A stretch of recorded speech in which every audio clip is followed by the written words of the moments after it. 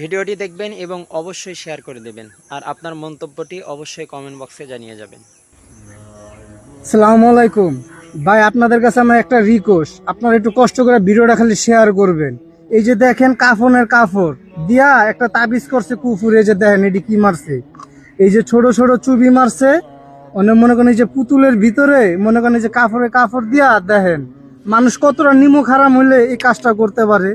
যে মানুষ ভিতরে যে কি, এই যে দেখেন, এই যে দেখেন, এই যে এটি কি দেখেন, এই যে ভিতরে কি জানি দিয়েছে বুঝছেন, এই যে দেখেন ভিতরে কি কি জানি দিয়েছে, দিয়া এটি জানি কি ভিতরে দিয়া তারপরে মনে করেন যে তাবিজটা করছে। মানুষ কতটা নিমক হারাম, ঠিক আছে, মানে মানুষ মরণের চিন্তা করে না।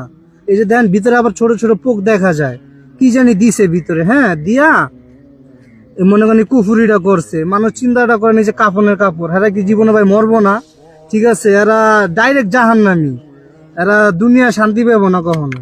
কি একটা অবস্থা মানুষের।